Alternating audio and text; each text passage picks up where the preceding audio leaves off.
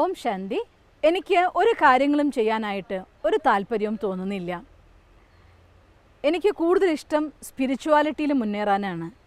എന്നാൽ എൻ്റെ കൂടെ എൻ്റെ കുടുംബമാണ്, ആളുകളാണ്, കാര്യങ്ങളാണ്. ഞാൻ എന്താ ചെയ്യണ്ടേ എന്ന് എന്നോട് ചോദിച്ചവർക്ക്, ഇത്തരത്തിലുള്ള മനോഭാവമുള്ളവർക്ക് ഞാൻ ഈ സ്പിരിച്വാലിറ്റിയുടെ പാത്തിൽ വന്ന സമയത്ത് ഒരുപാട് പേര് എന്നോട് പറഞ്ഞ കാര്യമായിരുന്നു ഇത്. സ്പിരിച്വാലിറ്റി എന്നതൊക്കെ നല്ല കാര്യമാണ്. കുടുംബത്തിലിരിക്കുന്ന ഞങ്ങളെപ്പോലുള്ളവർക്ക് എങ്ങനെയാണ് ഈ സ്പിരിച്വാലിറ്റി കൊണ്ടുവരാൻ സാധിക്കുക എന്ന്. ഇന്ന് അത്തരത്തിൽ ചിന്തിക്കുന്ന എല്ലാവർക്കും വേണ്ടിയാണ് ഞാൻ ഈ വീഡിയോ പറയുന്നത്. വാസ്തവത്തിൽ സ്പിരിച്വാലിറ്റി എന്ന് വെച്ചാൽ അർത്ഥം അത് കുടുംബത്തിൽ നിന്ന് മാറി നിൽക്കുന്ന ഒന്നല്ല. സ്പിരിറ്റ് എന്ന വാക്കിൻ്റെ അർത്ഥം ആത്മാവ് എന്നാണ് അർത്ഥം. ഞാൻ ആത്മ ഈ ശരീരത്തിലില്ല എങ്കിൽ, ഞാൻ ആത്മ ഇല്ലാത്ത ശരീരത്തിന് നമ്മൾ ഡെഡ് ബോഡി എന്നാണ് പറയുക, ശവം എന്നാണ് പറയുന്നത്. സിമ്പിളായിട്ടുള്ള ഭാഷയിൽ പറഞ്ഞാൽ ശിവം പോയതെല്ലാം ശവം. ശിവം മീൻസ് മംഗളം. ഇതിൻ്റെ ഉള്ളിൽ മംഗളം എന്ന് പറയുന്നത് ഞാനാകുന്ന ആത്മാവാണ്. ഈ കണ്ണുകൊണ്ട് കാണുന്നുണ്ടെങ്കിലും, ചെവി കൊണ്ട് കേൾക്കുന്നുണ്ടെങ്കിലും, ഈ മുഖം കൊണ്ട് ആഹാരം കഴിക്കുന്നുണ്ടെങ്കിലും, സംസാരിക്കുന്നുണ്ടെങ്കിലും, ഇന്ദ്രിയങ്ങൾ കൊണ്ട് കർമ്മം ചെയ്യുന്നുണ്ടെങ്കിലും, ഇതെല്ലാം ചെയ്യുന്നതായിരിക്കുന്ന ഞാനെന്ന് പറയുന്ന ശക്തി ആത്മാവാണ്. അപ്പം ഞാൻ ആത്മ ഉള്ളിടത്തോളം ആത്മാവിന് ഈ ശരീരത്തിലൂടെ കർമ്മങ്ങൾ ചെയ്യാൻ വേണം. പക്ഷേ കാര്യങ്ങൾ ചെയ്യുന്ന സമയത്തുള്ള നമ്മുടെ മനോഭാവത്തിലാണ് നമുക്ക് വ്യത്യാസം വരേണ്ടത്. സ്പിരിച്വാലിറ്റി എന്ന് വെച്ചാൽ അർത്ഥം കുടുംബത്തിൽ നിന്ന്, സമൂഹത്തിൽ നിന്ന് മാറി നിൽക്കാനുള്ളതല്ല, നല്ല കുടുംബത്തിനും നല്ല സമൂഹത്തിനും വേണ്ടിയുള്ളതാണ്. സ്പിരിച്വാലിറ്റി എന്ന് വെച്ചാൽ അർത്ഥം മൂല്യങ്ങൾക്ക് ആധാരമായതെന്നാണ്.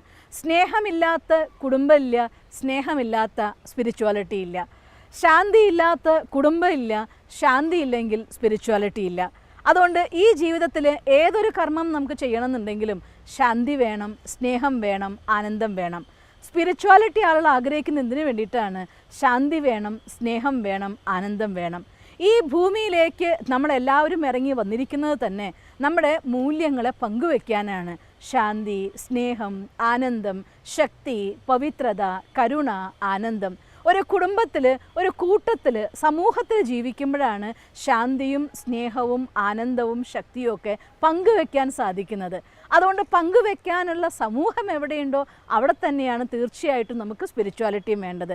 പക്ഷേ സ്നേഹത്തിലെ സ്വാർത്ഥതേനെ മാറ്റിക്കൊണ്ട്, സ്നേഹത്തിൽ സ്വാർത്ഥത കലരുമ്പോൾ അത് നമ്മൾ മോഹം എന്ന് പറയും, അറ്റാച്ച്മെൻ്റ് എന്ന് പറയും. അതുപോലെ സ്നേഹത്തിൻ്റെ ഉള്ളിൽ സാധനങ്ങളോടായി മാറിക്കഴിഞ്ഞാൽ അത് ലോഭമാവും. സ്നേഹത്തിൻ്റെ ഉള്ളിൽ പദവിയോടായാൽ അത് അധികാരത്തിനോടുള്ള മോഹം വന്നു പോയാൽ അത് മനുഷ്യൻ്റെ ക്രോധത്തിന് ആധാരമാവും. സ്നേഹം തൻ്റെ ആശയങ്ങളോട് മാത്രമായാൽ അത് തീവ്രവാദമാവും. അതുകൊണ്ട് സ്നേഹം ഒരു മനുഷ്യന് അത്യാവശ്യമായ ഒന്നാണ്.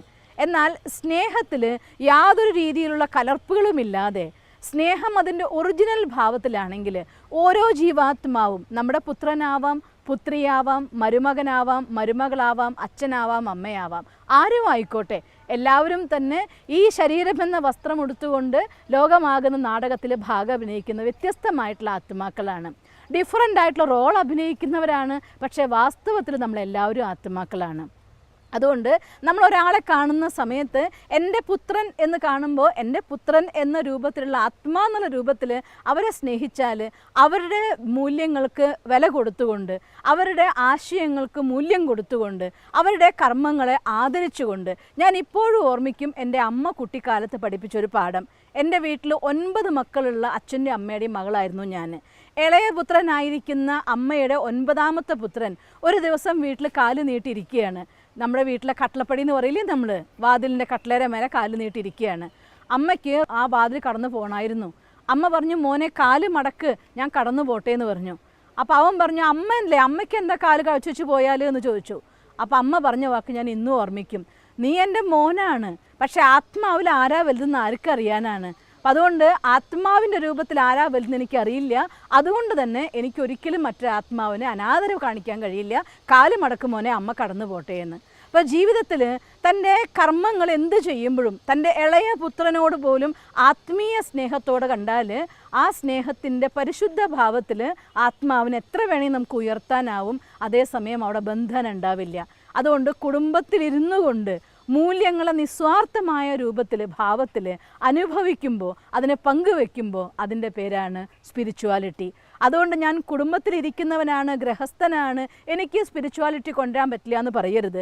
എല്ലാ മൂല്യങ്ങളുടെയും ശുദ്ധഭാവത്തിൽ പങ്കുവെക്കാൻ വേണ്ടിയാണ് നമ്മൾ ഈ ഭൂമിയിൽ വന്നത്. ആ മൂല്യങ്ങൾ നമുക്ക് പങ്കുവെക്കാം. ഈ ലോകത്തെ ഒരു സുഗന്ധമുള്ള, മൂല്യങ്ങളുടെ സുഗന്ധമുള്ള ആത്മീയ റോസാപുഷ്പങ്ങളുടെ ലോകമാക്കി നമുക്ക് മാറ്റിയെടുക്കാം. ഓം ശാന്തി.